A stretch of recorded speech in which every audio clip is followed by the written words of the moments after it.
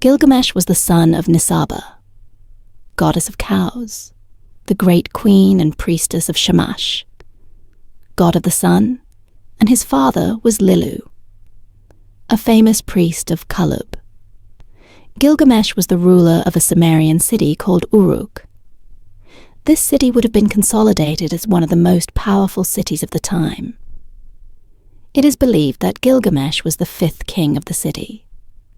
Gilgamesh was of divine origin, since he possessed 2 parts of God and 1 part of a human, which gave him several divine characteristics such as power, strength, and above all size. Gilgamesh was a man of truly large proportions and past the average height of the population of Uruk. Gilgamesh was shown as one of the most powerful men on earth, and his kingdom was full of whims and designs, dictated at random as no one on the face of the earth could face, or even refute the provisions of the king son of gods before the entire population. Gilgamesh was a despicable and corrupt being, since his decisions went over the heads of the inhabitants of Uruk, abusing his power drastically, which caused a great dissatisfaction among the whole kingdom. Gilgamesh was so powerful and feared that even among some of the laws he laid down, he said that every woman in Uruk must sleep with the king before joining her husband. For many, this was a great outrage to the intimacy and dignity of women, and thus also of their future husbands. However, nothing could be done, for he was the supreme king, and if anyone disagreed with his commands, he was immediately punished and condemned in Uruk. The people were tired and frightened by the reign of Gilgamesh, and they pleaded with prayers and offerings to the goddess of creation, Ninurag, to remedy the situation and to cease the rule of Gilgamesh. The goddess Nin-Hursag, the lady of the mountain, as an act of mercy, would have listened and decided to help the unhappy population of Uruk. So Nin-Hursag created a mystical and wild being, taking some clay and giving it a humanoid form with the features of a beast. Nin-Hursag assigned to that enigmatic creature the name of Enkidu, and also endowed him with great strength, so that he could confront and, above all, defeat the great Gilgamesh, and released him on earth, saying, "Fight each other, so that Uruk may know peace." Enkidu came to earth as a wild man of rustic and primitive aspect. He wore long and heavy animal skins to cover his body, and in front of the citizens of Uruk, he was a wild being. The Lady of the Mountain. Nin-Hursag left Enkidu in the forest, so that he alone could go to Gilgamesh's chamber. However, unfortunately, as he wandered through the forest, surrounded by extraordinary nature, the savage would have forgotten his task. Enkidu, engrossed in a terrible omission, remained tied to the freedom of the forest, and the days passed, and he could not remember what was the main purpose for which he was on earth. He ate and drank the same as the other animals of the forest, and together with them, he wandered through the wilderness, and was even considered one of the wild animal kingdoms. Then Ninurag saw everything that happened, very worried about Enkidu, because he was behaving like a real beast, and decided to take control of the uncontrolled matter. However, she did not succeed. Enkidu was so disoriented and invaded by a wild feeling that it was not possible for him to come to his senses, even to follow the orders of his creator. Ninurag knew that this represented a huge problem, and above all, a great delay in helping the citizens of Uruk, who were under the yoke of Gilgamesh. One day a hunter, who was grazing his animals very close to the forest, always led his beasts to a water source to drink, and there that day stood in front of him Anchises surrounded by gazelles drinking water. The hunter was so frightened that he could not even move for several minutes. When he regained consciousness, he saw his face and realized that it was not a normal animal, but a man covered entirely with hair like a beast. The hunter did not flinch, but was stunned, fear overcame the poor man who was walking with his animals, and when he regained consciousness, he returned home to meet his father and tell him all that he had witnessed. The hunter said to his father, "My father, a man has come from the mountains. The weight of his strength is felt in the country, and he has the vigor of a paladin of Anu. He travels incessantly through the country with his flocks. He always struts through the whole district, and at the watery places he plants his feet. I am so frightened that I dare not approach. He has filled up the ditches I had opened. He has destroyed the traps I had set. He has caused the beast to escape from my hands, and he also prevents me from hunting on the plain." The father, on hearing such a story, told him that there was no being with so much vigor, and much worse with more strength than Gilgamesh. For he is the only one sent by the gods to protect and direct Uruk. And he finished by saying that he should go to the throne of Gilgamesh and keep him informed of such an intriguing situation. So the hunter went to the palace, and in front of King Gilgamesh, he told him about the beast he had seen in the forest, looking for an answer. So the king told him to go in search of Shamat, a woman considered a sacred prostitute from the temples of Uruk, to transform him from a wild beast to a civilized man. Gilgamesh told the noble hunter that Shamhat should seduce Enkidu, and that after that he should have sex for 6 days and 7 nights in a row, so that through sex, Enkidu would be enlightened and civilized. Thus, at that moment, Ninursag delivered the power of Kuzbo, or the power of seduction, to Shamat, to go to Enkidu, to comply with the request Shamat, as Gilgamesh entrusted her through the hunter, seduced Enkidu lustfully, and they had relations for 6 days and 7 nights. Only then the creature understands many things and remembers what the goddess ordered in the beginning. Enkidu was not entirely convinced by Gilgamesh's idea, for the king had described the hideous creature as a fire-breathing being of death. However, the king was so insistent that Enkidu ended up accepting Gilgamesh's crazy idea. The king told his new friend that between the two of them, they would be so powerful that they would be able to kill the forest beast with great ease. And not only that, but also that the forest would now be liberated, so that men could enter without fear. Quickly the king of Uruk ordered the manufacture of the best weapons for the historic confrontation, and these weapons were to be made in front of the brave men who would fight against Tombaba. On the day the 2 strongest men of Uruk set out on their journey on the outskirts of the walled city, Gilgamesh knelt down, and with prayers begged the god Shama to help him in battle, and above all to bring him back alive to Uruk. And so they set out. They knew it was a somewhat long journey, for it would take them some days to reach the cedar forest. During the journey, Gilgamesh had terrible nightmares, and every night Enkidu was bewildered by so many moans of Gilgamesh, which made Enkidu panic and fear. But in the morning, Gilgamesh encouraged him and convinced him to continue with this colossal journey.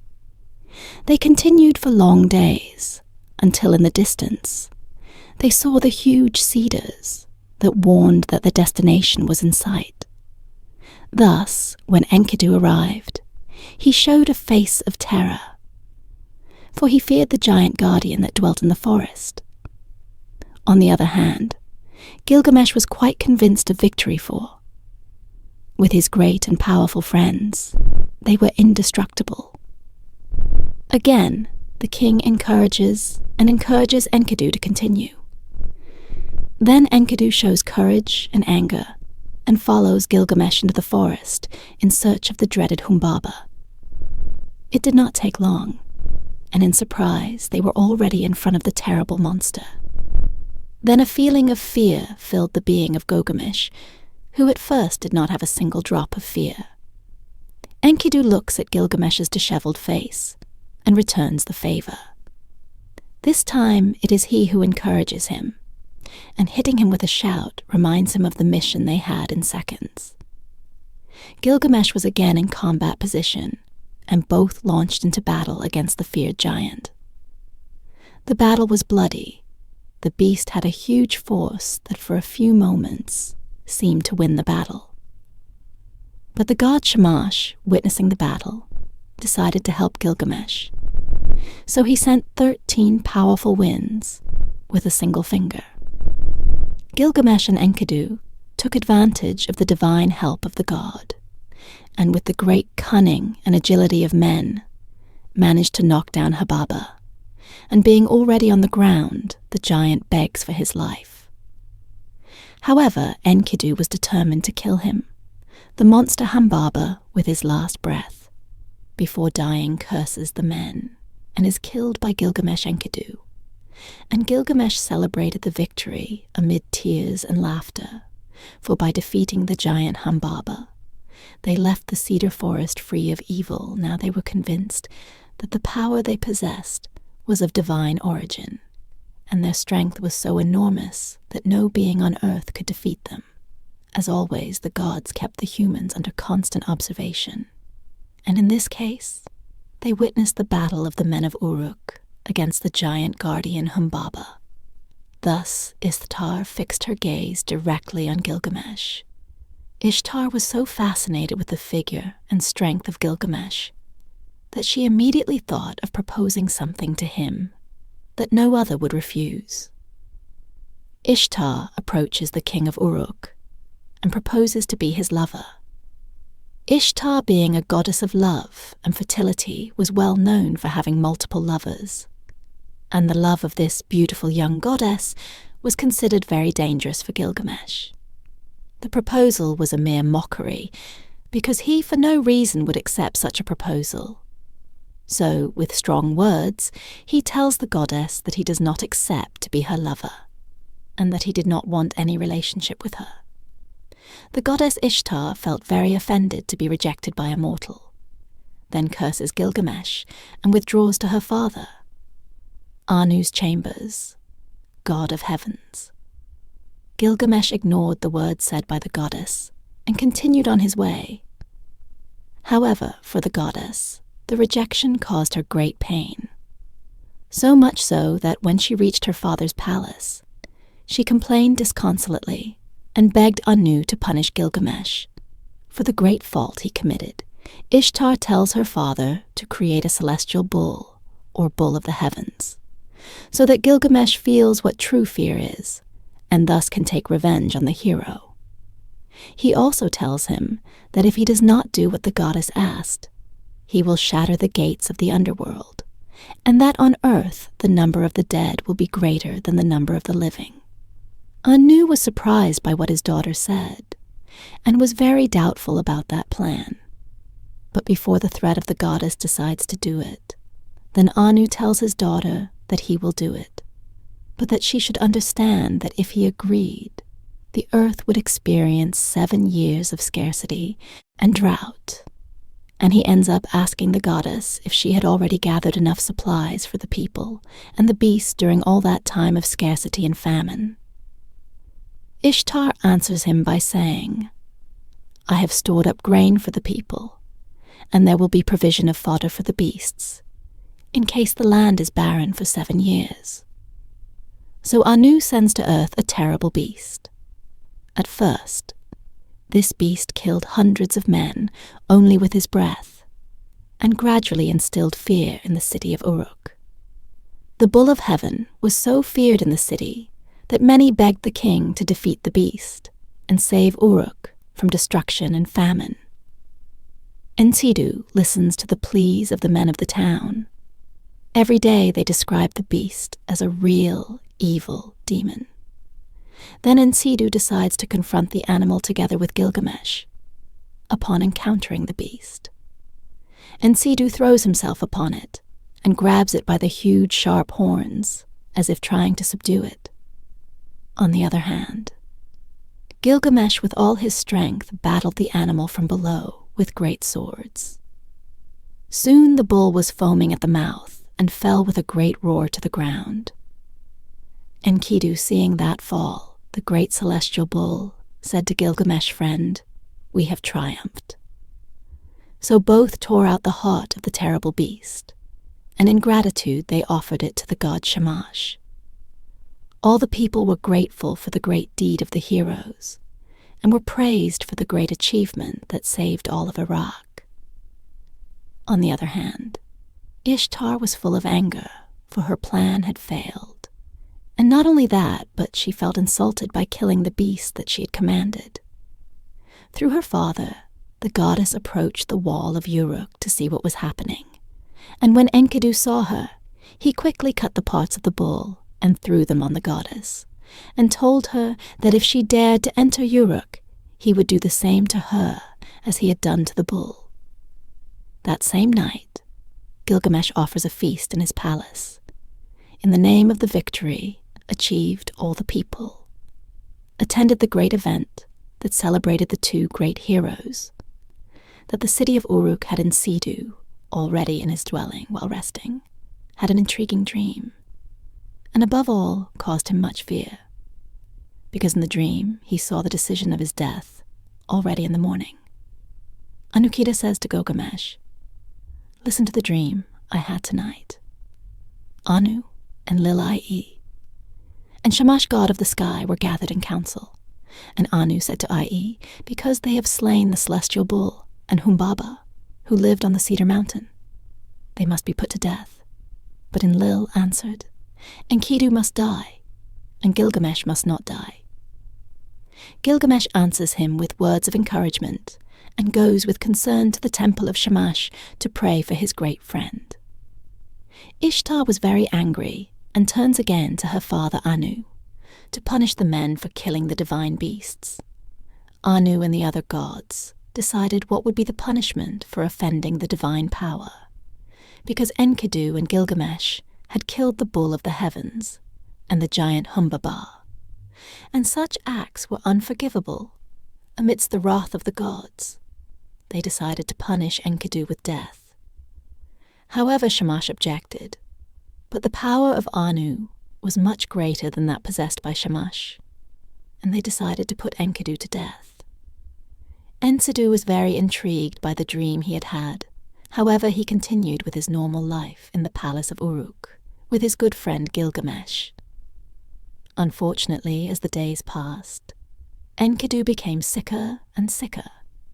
Then Enkidu reproached and regretted that he had come to Uruk, that he had become civilized, for he was destined to die.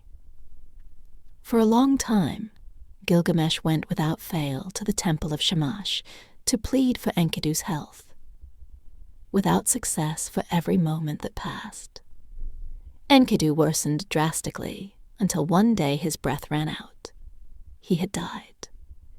Gilgamesh touched the body of his friend, and his heart stopped beating, and his breathing was nil. Understanding that Enkidu had departed, Gilgamesh broke down in tears, and despair embraced Enkidu's corpse tightly, and named each of their deeds together. Gilgamesh was disconsolate, for he had been left alone, and his companion of adventures was condemned to death. Then to Gilgamesh's mind came a fear of death, for he did not want to die like Enkidu. The king of Uruk was afraid of death, and he became so desperate that next to the inert body of Enkidu, he made a hard decision. Gilgamesh told all his royal court and other inhabitants that he would go in search of eternal life. Because he did not want to have the same end as his beloved friend, he now sought immortality. Gilgamesh remembered that, on Earth, there were only 2 humans who achieved immortality given by the gods themselves. So he decided to go in search of them, to ask for help, and to know what he should do to receive this blessing. Utnapishtim and his wife were the only human beings who received immortality after surviving the great flood that intended to end humanity. Knowing this event, Gilgamesh decides to undertake a journey to the rooms of the spouses. The king of Europe prepared himself for a long journey to find Anapestum, and together with him eternal life, The days passed, and the journey seemed to get longer and longer, until he reached the 2 mountains from where the sun rises. And at the entrance of these mountains, Gilgamesh fixed his gaze on some strange beings that were heading towards him. Gilgamesh was at first intimidated, and thought it would be the end of him. Gilgamesh's eyesight cleared, and he could see that they were the famous scorpion men. Guardians of the mountains, Gilgamesh was numb with fear, for it was well known that these creatures were fatal. Their heads brushed the base of the heavens, and their chests touched the hells. The scorpion men guardians of the gates of the sun aroused great terror, and above all who behold them die. Gilgamesh did not let fear invade him, and so he decided to pay homage and bow before the scorpion man who was at the door of the mountain. So from afar the scorpion man looked at him and said to his wife, "Look at that man, of a beautiful figure, denotes a great strength." The wife immediately replied that man has 2 of his 3 parts of God, and the other of man. Now standing face to face with Gilgamesh, the scorpion man asked him from far away, "You have come to me. Why have you crossed stormy seas on your journey to me? What purpose has brought you here?" Then Gilgamesh respectfully answers, "I have come because of Unipishtim, my ancestor, who knew how to reach the council of the gods and obtain eternal life. I want to question him about death and life." Then the scorpion man is surprised by Gilgamesh's answer, and not only that, but also by how far the hero had come. So he tells him that no mortal has ever been able to reach that point. No one has ever traveled the path that goes 12 leagues into the mountain. He also tells him that darkness reigns in that place, and that no light shines, either at sunrise nor at sunset. Gilgamesh was determined to go through all the vicissitudes that the road had in store for him, and says in pain or sorrow, suffering heat or cold, sighing or groaning, "I will go on now, open the mountain gate." Then the scorpion man told him that he would open the gates for him, for he is a great hero, for he has come unharmed to the gates of the mountain, where the sun rises and where the sun dies. So Gilgamesh thanked the scorpion men, guardians of Marshu, and went down the little path as he went. On the darkness grew thicker and thicker, until he reached a point where he could see absolutely nothing, ahead or behind him in any direction. Despite Gilgamesh's great fear, he advanced without stopping. He knew that he must not falter. He had to move forward and continue with his objective. For many days he did not see a single ray of light, and he thought that the darkness was getting thicker and thicker. At about 9 leagues, he felt a strong wind blowing from the north at 11 leagues. However, he saw a small light from Alba. He continued without rest, and at 12 leagues, Gilgamesh saw the sunlight. At last. Gilgamesh was really happy for at last. His sight was clear, and the first thing he saw was a very bright, gigantic tree. He went to it with rejoicing, and as he approached such a magnificent tree, he saw that its fruits were of the most beautiful shining rubies. He rested in the place, and a sharp voice addressed Gilgamesh. It came from the god Shamash, who asked him why he wandered from place to place without meaning, and ended by telling him that the life he seeks will never be found. Gilgamesh answered God by saying, "Having sought my way in the plain in the heart of the starless earth, where my march seemed to last for years, I want my eyes to behold the sun, and to be flooded by luminous streams." Gilgamesh continued on his way, and suddenly he noticed a woman who looked at him in terror. For his clothes and appearance were so nauseating that the woman was frightened and immediately entered her tavern, blocking the door so that the unknown man would not enter. Gilgamesh, seeing what the tavern keeper did, bowed his head and with the little strength he had left, told her not to be afraid that he would not do anything to her.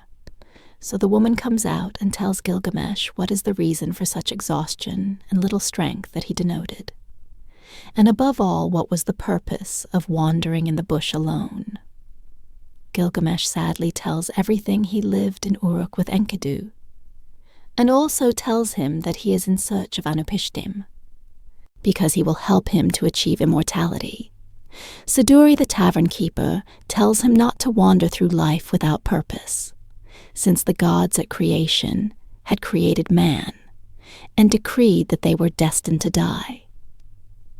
She also tells him that he should enjoy everything that life gives him, and also the little things that life gives him. However, Siduri's words were in vain, for Gilgamesh turned a deaf ear and decided to continue his journey to Anupishtim. Then Gilgamesh asks Siduri to show him the way he should take to Unapishtim's quarters. The tavern keeper tells him that it is a journey full of vicissitudes, and that he had to pass the most terrifying and deadly waters of the world, and that to cross it, he had to cross with the great Urshanabi, a divine boatman who knew the waters, and the island where Unapistam lived. With his wife Siduri tried to stop Gilgamesh, since no one had ever crossed the waters of death. However, Gilgamesh told him to take him to Ushanabi to start his journey. He arrives at Ushabiki's boat, and Gilgamesh tells him all his story, and the purpose of the journey he had. Then Ushabiki agreed to help him, and so they set off for the island out to sea, passing through the waters of death. Urshanabi told Gilgamesh that his hands must not touch the waters, and so after a while the boatmen looked away from the island, announcing that they had reached Anupishtim. On the other hand, from the shore of the island, Unapistam watched carefully, for Ushanabi always traveled alone, and no one else had come so far. Much less immortal they arrived, and quickly Gilgamesh makes a small bow to Utnapishtim and tells him his story amidst tears and laughter. Utnapishtim receives him in his house, which was a huge ship product of the great flood he survived. Utnapishtim tells Gogam that for him to understand why the gods gave him the gift of immortality, and how all this helped him to become part of the council of the gods, he had to know and understand all the history that happened with the great flood that wiped out almost all of humanity. Unapistam tells him that he will reveal the great hidden secret, and so he begins to tell him the whole story. Unapistam begins by saying that many years ago, the city of Surupak, a city that stretched along the banks of the Euphrates, was an ancient city like their gods. When they decided to unleash the flood, when they decided that this event should take place, they were there Anahu, the father of the gods, the brave, and Lil his counselor, Nenurda Inuch, and Neniguie. Then they told Anapistim, in the name of all the gods, to tear down his hut and abandon all wealth, for something very great would be about to happen.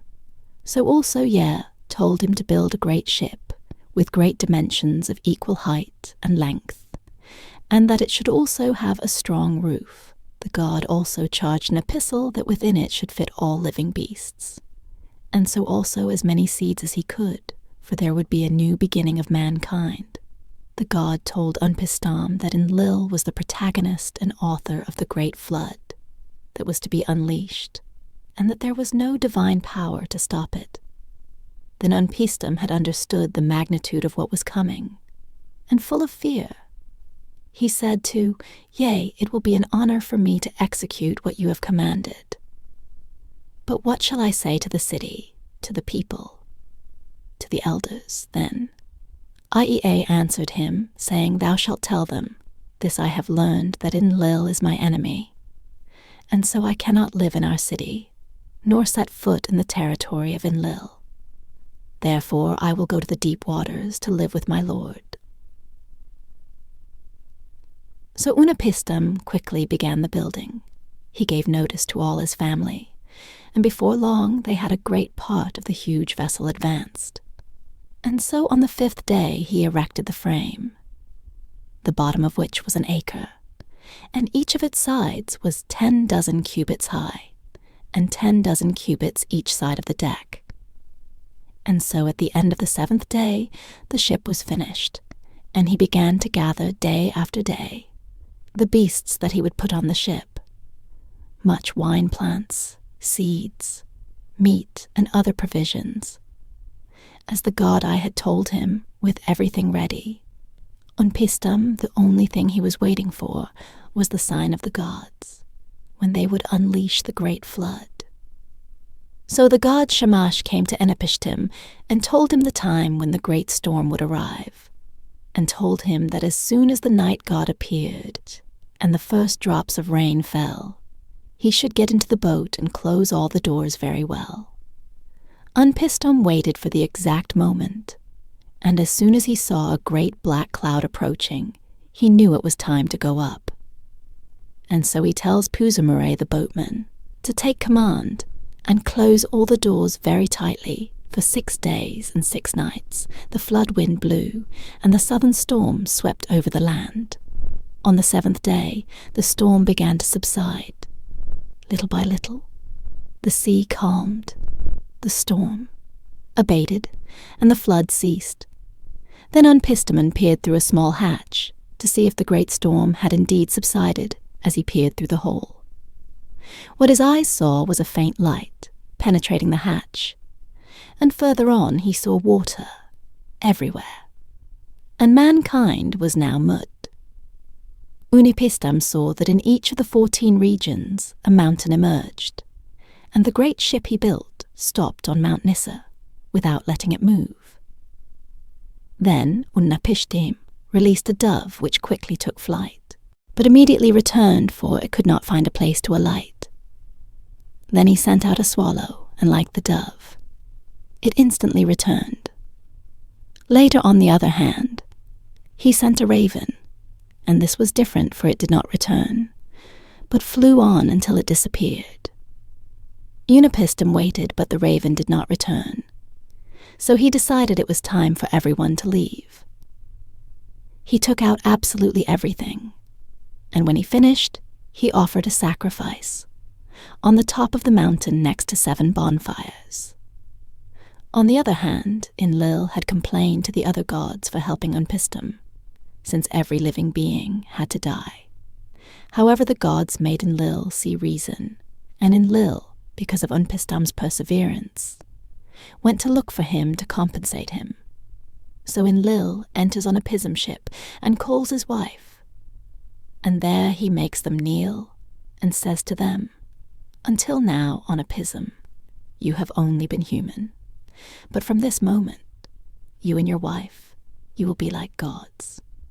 He took their hands, and then he put his hand on the forehead of each one, and gave them immortality, Udnapishtim, told Gilgamesh that this was how things had happened, and that, thanks to the gods and the huge sacrifice he made at the great flood, he was blessed.